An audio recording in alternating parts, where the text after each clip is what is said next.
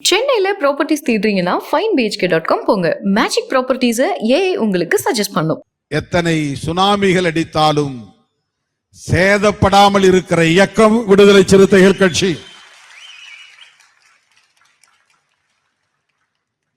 சும்மா அந்த சமூக ஊடகங்கள்ல சில பேர் வேண்டுமென்றே திருமாவளவன்கிட்ட யாரும் இல்லை, பதவி மட்டும் நோக்கம் என்று வந்தவர்கள் யாரும் இல்லை. மீண்டும் மீண்டும் சீட்டு வேண்டும் என்று எண்ணி வந்தவர்கள் யாரும் இல்லை. இன்னும் எவ்வளவு வாரலாம் என்று ஆசைப்படுகிறவர்கள் யாரும் இல்லை.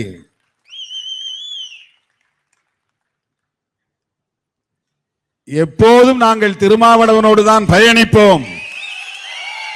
எல்லா காலத்திலும் திருமாவளவனோடு தான் களத்தில் நிற்போம். நாங்கள் அம்பேத்கரின் பிள்ளைகள், பெரியாரின் பிள்ளைகள், மார்க்சின் மாணவர்கள் என்கிற புரிதலோடு இருக்கிற ஒருவரும் அவர்கள் சொல்வது போல் வெளியேறியவர்கள் அல்ல. அப்படிப்பட்டவர்கள் யாரும் இல்லை. அது விரல் விட்டு எண்ணக்கூடிய 1-2 பேர் தான். நான் இப்ப அண்மையில வட மாவட்டங்களில் பேசினேன். மதுரைக்கு தெற்கே இருக்கிற தம்பிகள் நான் தேர்தல் காலத்திற்கு முன்பே இயக்கம் ஆரம்பித்த போது என்னோடு வந்தவர்கள். அவர்கள் ஒரு ஆள் கூட இதுவரையிலும் திருமாவளவன் வேண்டாம் என்று பேசியதில்லை, சொன்னதில்லை.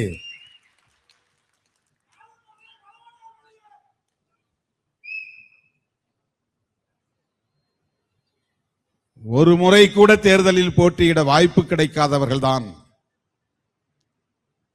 இன்னும் அந்த பிடிப்போடு, உறுதியோடு, அதே வீரியத்தோடு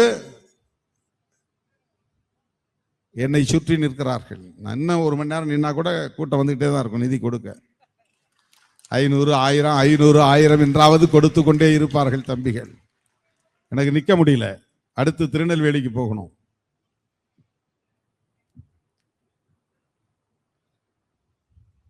தோழர்களே, நாம் இந்த மாநாட்டை ஒருங்கிணைப்பது தேர்தலுக்காக அல்ல. தேர்தல் முடிந்து விட்டது. அதனால எவனும் சொல்ல முடியாது. இதை மாநாடு எதுக்கு போடுறாரு, சீட்டு எவ்வளவு வாங்கலாம்னு பேரம் பேசுவதற்காக, சக்தியை காட்டுவதற்காக இந்த மாநாடு போடுகிறார் என்று யாரும் சொல்ல முடியாது. கருத்தியல் களத்தில் நாம் எந்த அளவுக்கு உறுதியாக நிற்கிறோம் என்பதற்கு இது ஒரு சான்று.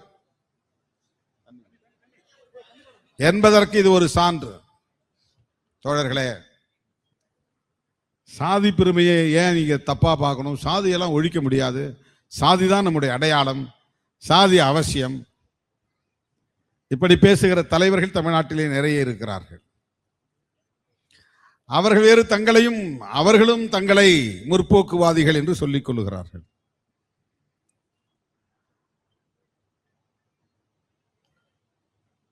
ஆக தமிழ் தேசியம் என்பது திடீரென்று திருமாவளவன் முன்மொழிந்த ஒரு முழக்கம் அல்ல. திடீரென்று விடுதலை சிறுத்தைகள் பேசுகிற அரசியல் அல்ல. இந்த இயக்கத்தின் கொடியை வடிவமைத்து அதை அறிமுகப்படுத்திய முதல் நாளிலேயே சாதி மதம் ஒழித்து சமத்துவம் படைப்போம், வர்க்க அமைப்பை துடைத்து வறுமையை துடைப்போம், பெண் உரிமை மீட்டு நாட்டின் பெருமையை காப்போம், தேசிய இன உரிமையின் மூலம் தமிழ் தேசியத்தை வளர்ப்போம், வல்லரசுகளின் ஆதிக்கத்தை வன்மையாக எதிர்ப்போம். இதான் 5 வகை முழக்கங்கள். 5 முனை கொண்ட நட்சத்திரம். அந்த 5 முனைகளும் ஒவ்வொரு முனையும் ஒரு கொள்கைக்கான களம் அல்லது வியூகம். எங்கள் போராட்டத்திற்கான அல்லது நாங்கள் செய்ய போகிற புரட்சிக்கான வியூகங்களை கட்டமைக்கிற கோட்பாட்டு முழக்கங்கள். மும்மொழி திட்டம் வேண்டுமா, இருமொழி திட்டம் வேண்டுமா, எது தேவை என்று புரிந்து கொள்ள வேண்டுமானால் மொழி கொள்கையை பற்றியும் ஆட்சியாளர்களின் அரசியல் பற்றியும் நமக்கு ஒரு புரிதல் தேவை. அப்படி இருந்தால் தான் ஏன் அவன் 3 மொழியை திணிக்கிறான், நாம ஏன் அந்த 3 மொழியை எதிர்க்கிறோம், அதுக்கு நமக்கு ஒரு புரிதல் வேணும். இது அதை புரிந்து கொண்டால் இதுல எது நமக்கு தேவைன்னு தெரிஞ்சிடும். 2 மொழியா 3 மொழியா, இந்தி வேணுமா இந்தி வேண்டாமா, ஆங்கிலமும் தமிழும் போதுமா? இந்த தேவையை உணரவில்லை என்றால் உன்னால போராட முடியாது. உன்னால போராட முடியலன்னா உன் தலையில கொண்டு வந்து இந்தியை கட்டிடுவான். உன் புள்ள இந்தி பேசும், உன் பேர புள்ள இந்தி பேசும். உன் பாரம்பரியம் அப்படியே ஒரு 50 வருஷத்துக்கு பின்னால 100 வருஷத்துக்கு பின்னால தமிழை மறந்து இந்தி பேசக்கூடிய 3ஆம் தர மக்களா மாறி போயிடுவாங்க. அப்புறம் மோடி மாதிரியான ஆட்கள் தான் தொடர்ந்து இந்தியாவின் பிரதமராக இருந்து கொண்டே இருப்பார்கள். ஏன் தமிழ்நாட்டில் பிஜேபி வாலாட்ட முடியவில்லை என்றால் இங்கே இந்தி பேசக்கூடியவர்கள் இல்லை என்பதனால்தான். மோடி வித்தைக்கு இங்கே யாரும் மயங்கவில்லை. இல்லைன்னா அவர் பேச்சாலேயே மயக்கி போட்டு விடுவார். மோடி வித்தை தெரிந்த ஒரு தலைவர் தான்.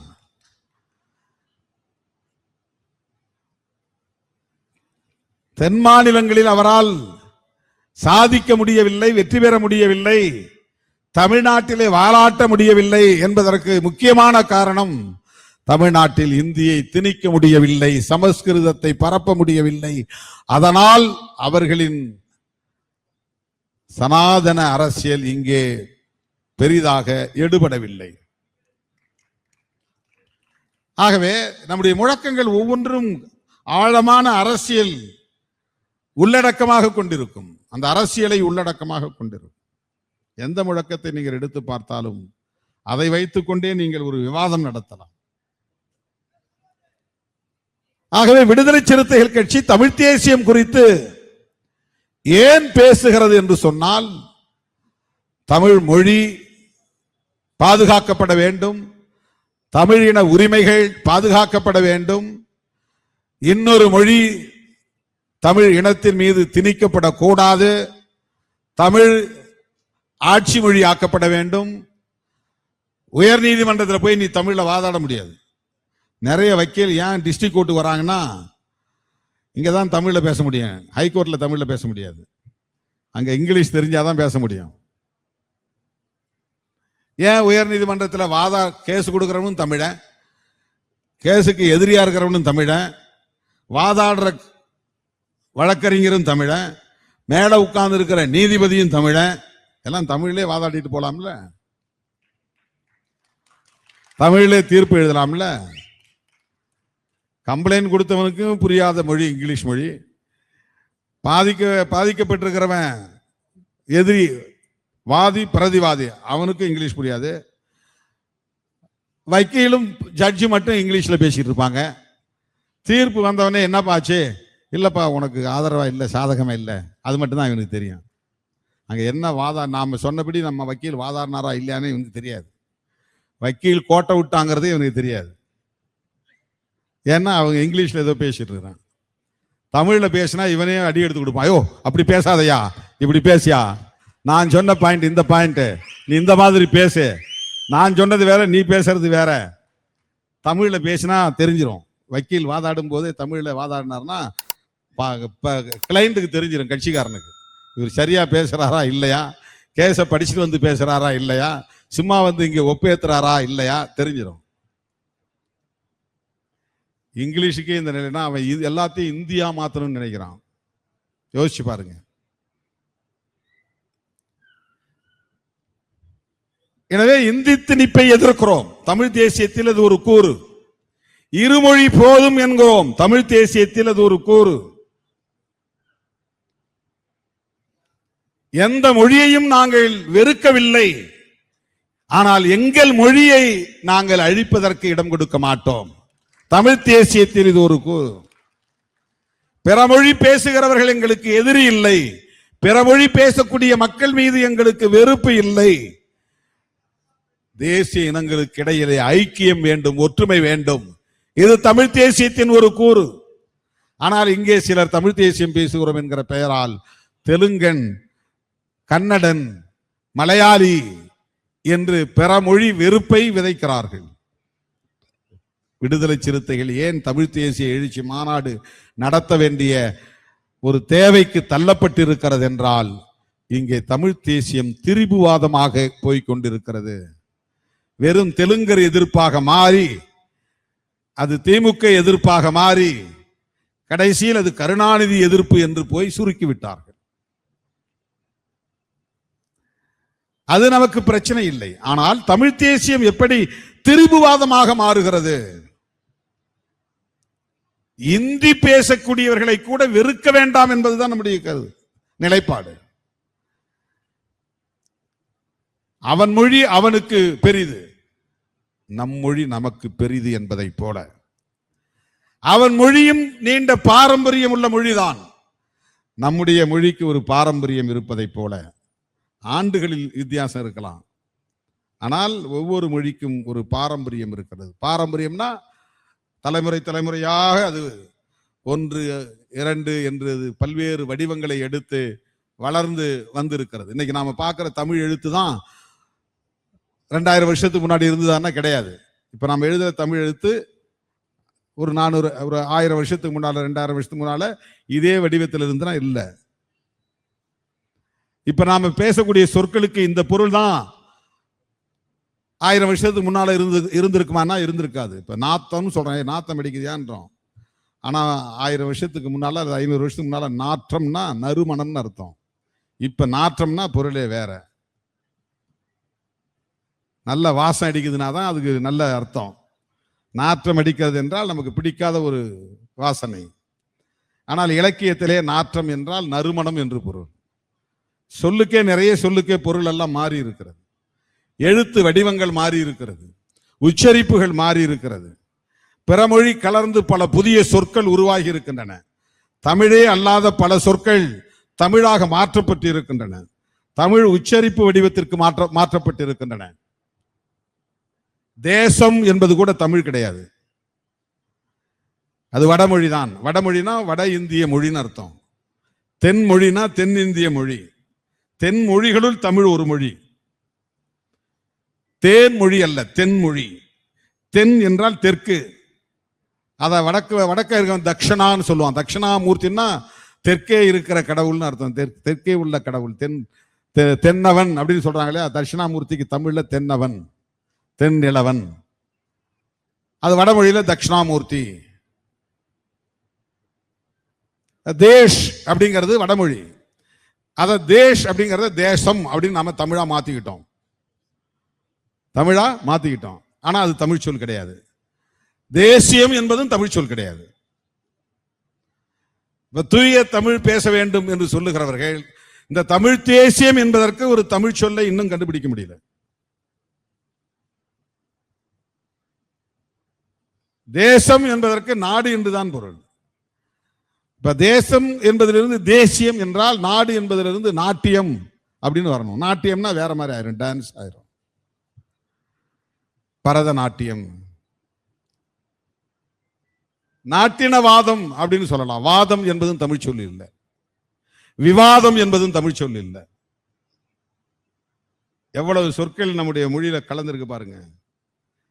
ஏன்னா ஆட்சி செய்யக்கூடிய இன்னொரு மொழியை பேசக்கூடியவனா இருந்தால் அவன் மொழி ஆளப்படுகிற மக்கள் மீது புழக்கத்துக்கு வந்துடும். வேற வழி இல்லாம அதுதான் புழக்கத்துக்கு வந்துடும். நிறைய சொற்கள் உருது மொழி. முகலாயர்கள் இந்த நாட்டை ஆண்ட நேரத்தில் அவர்கள் கையாண்ட பல சொற்கள் அப்படியே தமிழ் மாதிரி ஆயிடுச்சு. எக்கச்சக்கமான சொற்கள் அப்படி இருக்கு. நாம தமிழ் நினைச்சிட்டு இருக்கிற பல சொற்கள் தமிழே இல்லை.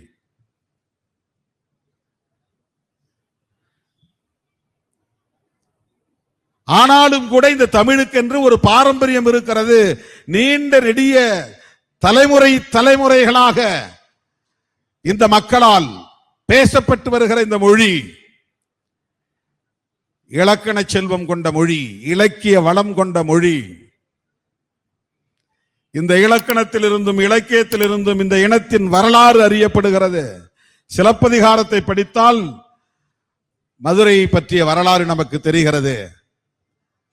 கோவலனுடைய வரலாறு, கண்ணகியுடைய வரலாறு, அந்த காலத்தில் எப்படி வணிகம் இருந்தது, தமிழர்களின் வணிகம் எப்படி வளர்ந்திருந்தது என்பதை அறிய முடிகிறது.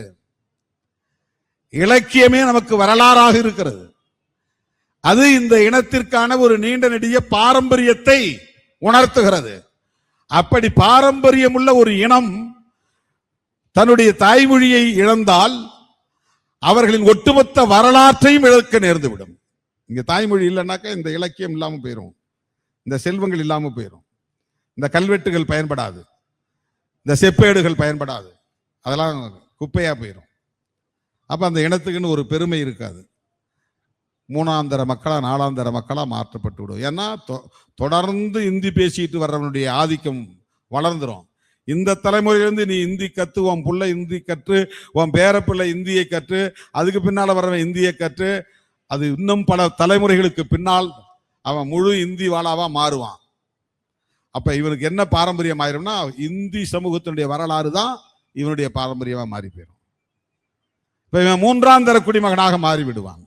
ஆகவே ஒரு மொழியை காப்பது என்றால் அந்த இனத்தின் வரலாற்றை காப்பது என்று பொருள். ஒரு இனத்தின் வரலாற்றை காப்பாற்றுகிறோம் என்றால் நமக்கு உளவியல் ரீதியான ஒரு தெம்பு, ஒரு வீரியம் கிடைக்கும், தலை நிமிர்வு கிடைக்கும். இது எல்லா மொழிகளுக்கும் இருக்கிறது, எல்லா மொழியை பேசக்கூடிய மக்களுக்கும் இருக்கிறது.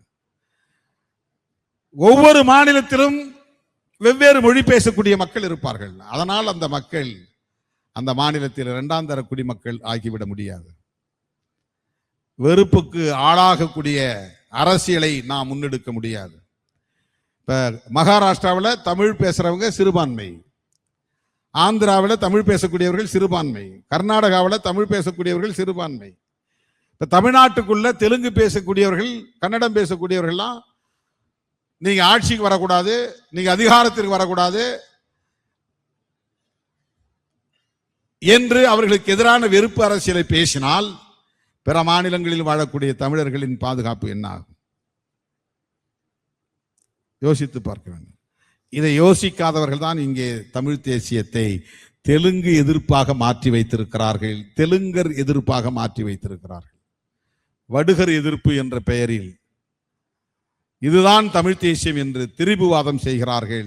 அவர்கள் சாதி ஒழிப்பை பற்றி ஒருபோதும் பேசுவதில்லை. ஆகவே நாம் பேசுகிற தமிழ் தேசியம் என்ன? நாம் பேசுகிற தமிழ் தேசியம் அரசமைப்பு சட்டத்திற்கு உட்பட்ட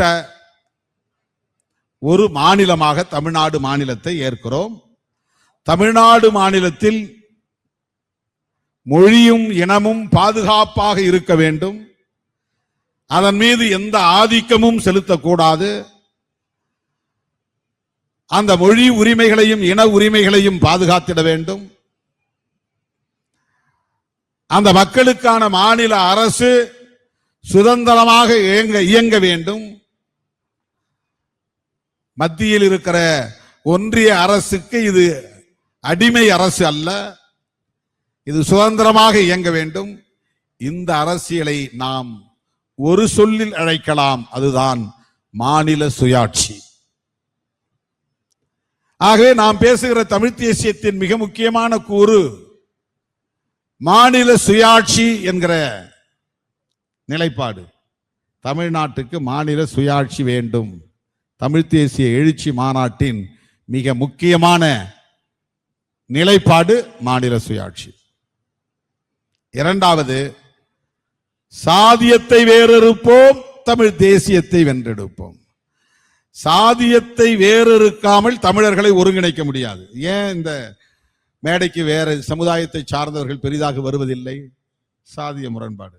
ஏன் திருமாவளவன் தலைமையை தமிழராய் இருந்தாலும் திருமாவளவனும் தமிழர் தான், மற்றவர்களும் தமிழர்கள் தான், ஆனால் அவர்கள் ஏன் திருமா தலைமையை ஏற்றுக்கொள்வதிலே தயக்கம் இருக்கிறது?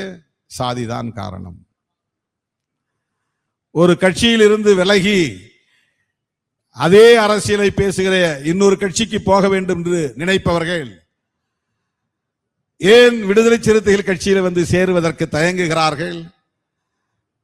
நாங்க பேசுற தமிழ் தேசியம் நீங்களும் பேசுறீங்க, நாங்க ஆதரிக்கிற தமிழீழத்தை நீங்களும் ஆதரிக்கிறீங்க, நாங்கள் கொண்டாடுகிற பிரபாகரனை நீங்களும் கொண்டாடுகிறீர்கள், நாங்கள் இந்தி திணிப்பை எதிர்க்கிறோம், நீங்களும் இந்தி திணிப்பை எதிர்க்கிறீர்கள். ஆனால் இந்த கட்சியிலிருந்து வெளியேறி உன் கட்சியில் என்னால் சேர முடியவில்லை என்று ஒருவன் முடிவெடுக்க வேண்டிய நிலைக்கு ஏன் ஆளாகிறான்? நாம் தமிழர் கட்சியிலிருந்து நிறைய பேர் வெளியே போனாங்க. அவங்க யாரும் நேரா விடுதலை சிறுத்தைகள் கட்சிக்கு வரல. அவங்கள என்ன தடுக்குது? எது தடுக்கிறது? ஏன் இந்த கட்சியை அல்லது இந்த தலைமையை ஏற்று இங்கே சேருவதற்கு அவர்கள் முன்வரவில்லை? இது ஒரு புரிதலுக்காக சொல்றேன். யாரும் வாங்கறேன்னு நான் கூப்பிடல. வெளியேறி போனா இங்க வாங்க. ஒன்று அங்கிருந்து வெளியேறினா திமுகவுக்கு போறாங்க, இல்லைன்னா அண்ணா திமுக போறாங்க, இல்லைன்னா வேற ஏதாவது கட்சிக்கு போறாங்க.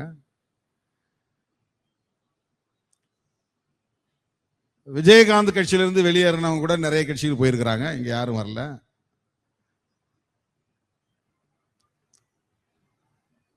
இது நான் ஏன் நம்மகிட்ட வரலங்கிற ஒரு ஏக்கத்திலிருந்து சொல்லவில்லை. ஏன் வரவில்லை என்பதில் ஒரு அரசியல் இருக்கிறது, புரிந்து கொள்ள வேண்டும் என்பதற்காக சொல்லுகிறேன்.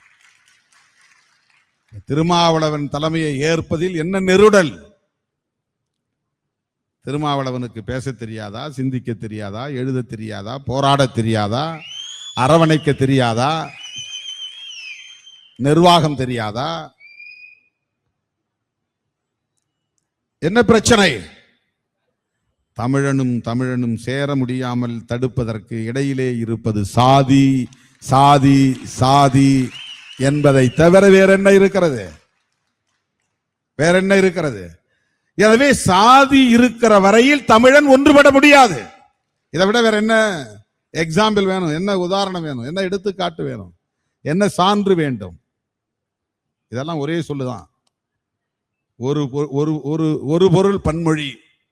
எக்ஸாம்பிள்னா இங்கிலீஷ், உதாரணம்னா வடமொழி, சான்றுன்னா தமிழ். எல்லாம் ஒரே பொருள் உள்ள பழமொழி. என்ன சான்று வேண்டும்? சாதி தமிழர்களை ஒருங்கிணைக்க விடாமல், ஒன்று சேர விடாமல் தடுக்கிறது. உண்மையா இல்லையா? உண்மையா இல்லையா? சாதியை ஒழிக்காமல் தமிழர்களை ஓரணியில் திரட்ட முடியுமா? அதனால்தான் சாதியத்தை வேறறுப்போம், தமிழ் தேசியத்தை வென்றெடுப்போம். இதுதான் முழக்கம். தமிழ் தேசியம் பேசக்கூடியவர்கள் சாதி ஒழிப்பை பற்றி பேசுகிறார்களா? விடுதலை சிறுத்தைகள் எந்த அளவுக்கு கொள்கை தெளிவோடு இருக்கிறது, நடைமுறை சாத்திய கூறுகளை பற்றி சிந்திக்கிறது, முற்போக்காக சிந்திக்கிறது என்பதை புரிந்து கொள்ள வேண்டும்.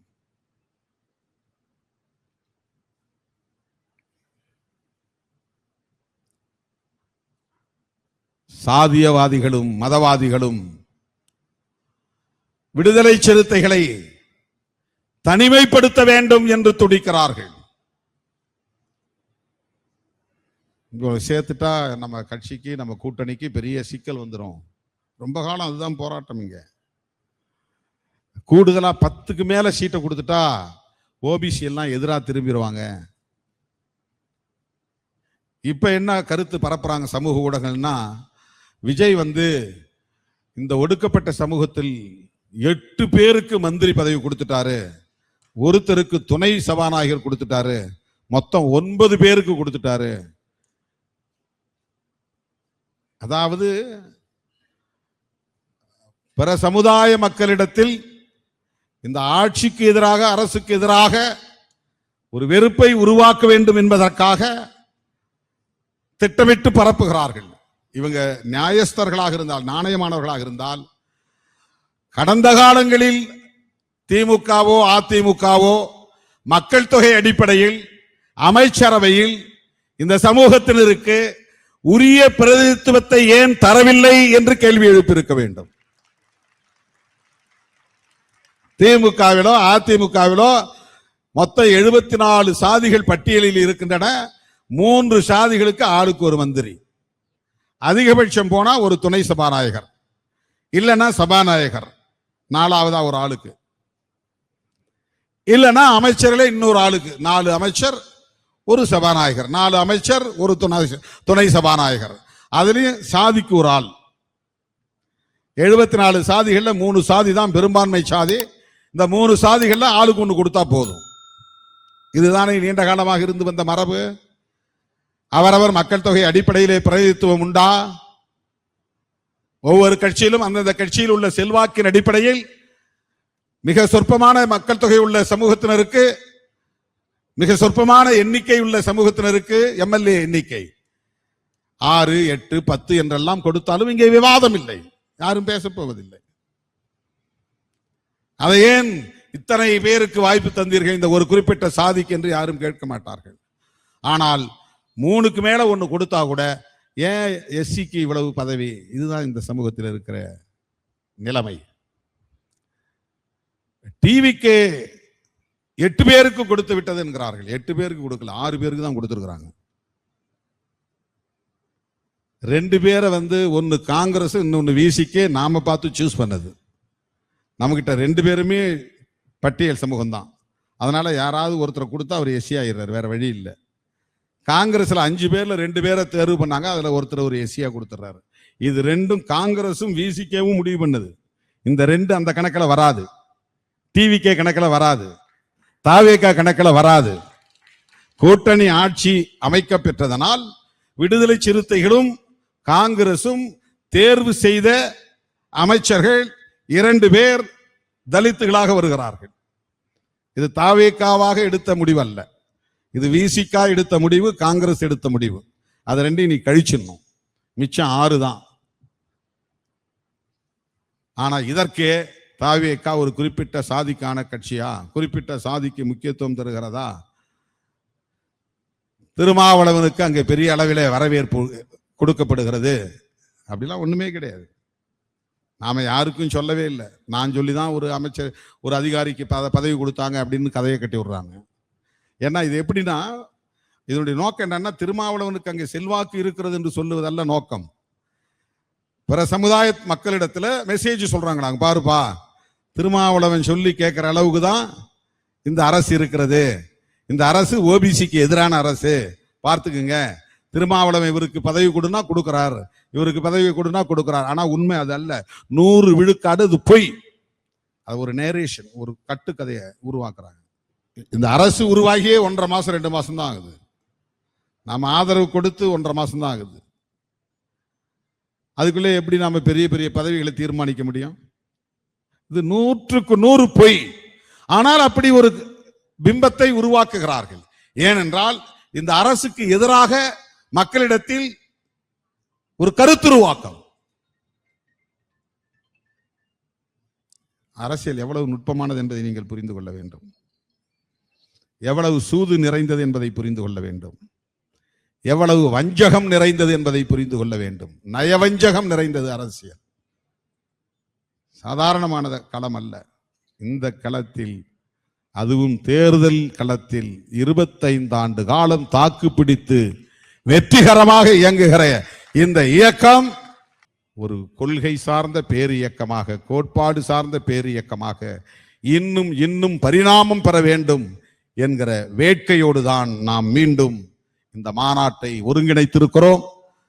இந்த மாநாட்டுக்கு தென் மாவட்டங்களில் இருந்து நீங்கெல்லாம் கிட்ட வரணுங்கிறது, பக்கத்தில் இருக்கணுங்கிறது தான் திருச்சி உளுந்தூர்பேட்டையை மையமா வைக்கிறோம். மெட்ராஸ்னா உங்களுக்கு ரொம்ப தூரம். தென் மாவட்டங்கள் வந்து சேருவதற்கு இலகுவாக ஒரு இடம் தேவை என்பதால் தான் தமிழ்நாட்டின் மையப்பகுதியான திருச்சியோ அல்லது உளுந்தூர்பேட்டையோ நாம் அடிக்கடி தேர்வு செய்வதற்கு காரணம். எனவே என் உயிரின் உயிரான விடுதலை சிறுத்தைகளே, ஆகஸ்ட் 17 தமிழக அரசியலில் பெரும் தாக்கத்தை ஏற்படுத்துகிற நாள்.